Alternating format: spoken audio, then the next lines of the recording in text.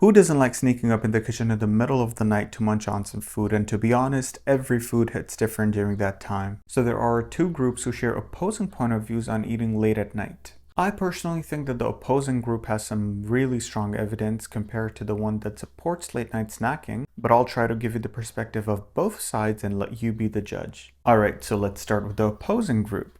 One of the major drawbacks of eating late at night is that it leads to weight gain, which gradually causes obesity, and there are multiple arguments to support this idea. Firstly, it isn't rocket science to understand that the more extra calories you put into your body, the more weight you'll gain. When you eat before bed, you're giving your body extra calories to burn, which will ultimately be converted to fat if they don't end up getting burned. Because at that time, you're much more likely to choose an unhealthy and quick food option such as ice cream, candy, or chips. This idea is also supported by this study where 45% of the obese participants chose sweets as their late night snack. And I'm pretty sure that you know how greatly these quick food options contribute to weight gain. Another point is that eating outside of your circadian rhythm, which is basically your 24-hour biological clock, has negative consequences. For example, in this study, mice who were fed high-fat meals within their circadian rhythm had much less weight than the ones who were fed the exact same diet but outside their circadian rhythm. And just a side note, we have to rely on mice studies for these sorts of experiments because due to ethical reasons, we can't perform these experiments on humans. And so the recommended eating window in the circadian rhythm is around 8 to 12 hours during daylight.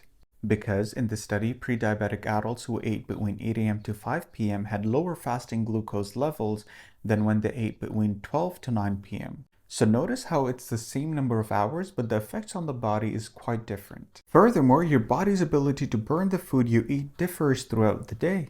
It's higher during the day because you need energy to get through the day, and it's slower at night because that's your resting period. But more research is needed in this area. However, there are numerous studies that show how late night eating and having a wide eating window increases your risk of metabolic syndrome, which is basically a group of conditions that occur together, which includes increased blood sugar, high blood pressure, excess fat around the waist, and abnormal cholesterol levels. And in another study comprising of 20 adults, they looked at how having dinner at 9 p.m. affects metabolism compared to a 6 p.m. dinner. They found that a 9 p.m. dinner resulted in elevated blood glucose levels and reduced dietary fat breakdown in the following morning compared to a 6 p.m. dinner. Alright, so these were the arguments raised by the pre-bedtime meals group. Let's talk about the ones who support late night eating.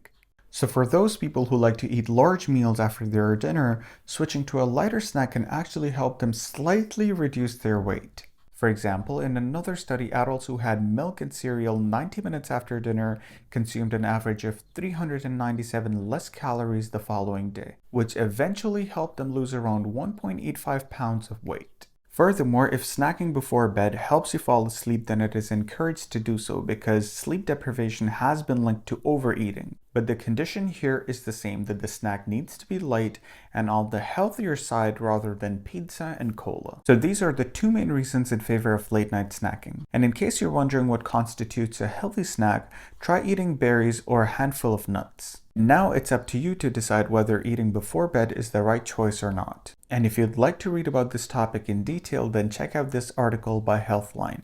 That's where I took most of the studies from. And I'll see you guys in the next video.